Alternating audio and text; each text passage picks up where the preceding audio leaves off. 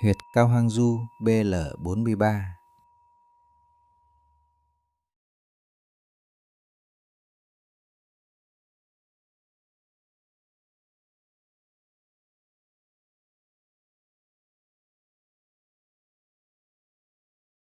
Vị trí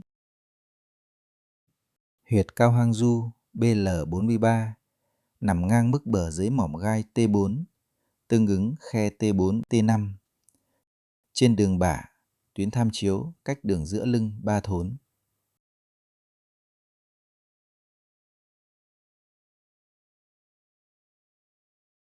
Cách lấy huyệt. Xác định vị trí của T4. Cách 1. Qua mỏm gai C7. Mỏm gai đốt sống cổ C7 thường nhô cao nhất, dễ sờ thấy. Khi cử động cổ, gập, duỗi hoặc xoay, mỏm này di động theo các đốt sống cổ phía trên. Đốt sống ngực T1 nằm ngay dưới C7. Mỏm gai T1 hầu như không di động theo các cử động cổ. Từ C7 đếm xuống qua 3 đốt sống để đến với mỏm gai T4.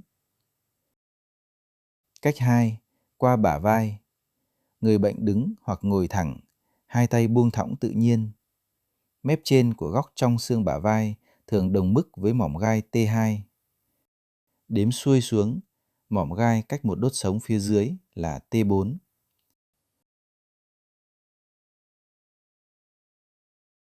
Hoặc xác định góc dưới xương bả vai, thường tương ứng mức T7, rồi đếm ngược lên để xác định T4.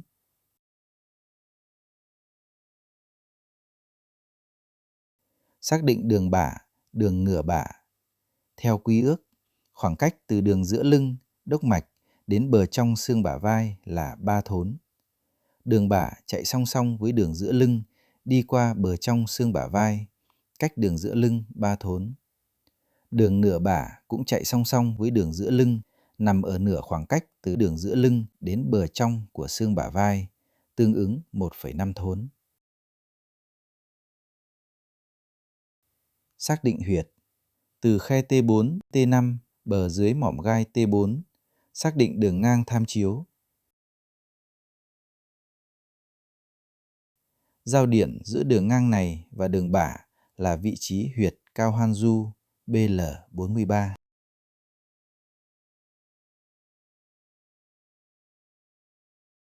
Neo điểm. Huyệt Cao Hang Du BL43 nằm trên đường bả, cách đường giữa lưng 3 thốn, ngang mức khe mỏm gai T4, T5. Cùng ngang. Quyết âm du BL14 trên đường nửa bả. Phía trên, huyệt phách hộ BL42 nằm trên cùng đường bả, ngang mức khe mỏm gai T3, T4, cao hơn huyệt Cao Hang Du BL43, một khe mỏm gai. Phía dưới, huyệt thần đường BL44 nằm trên cùng đường bả, ngang mức khe mỏm gai T5, T6, thấp hơn huyệt Cao Hang Du BL43, một khe mỏm gai. Ấn chứng, tại vị trí BL43, thường quan sát hoặc sờ thấy một vùng lõm tự nhiên giữa khối cơ cạnh cột sống và vùng vai, bả vai.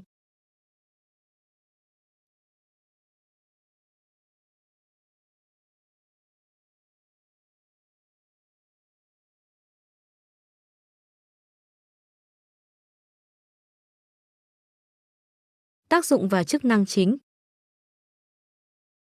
Đại bổ ngũ tạng, phục hồi chính khí toàn thân. Giúp tăng cường và điều hòa chức năng của phế, tâm, tỳ, thận và vị, hỗ trợ phục hồi thể trạng suy yếu kéo dài và trạng thái hư lao. Bổ phế khí, dưỡng phế âm.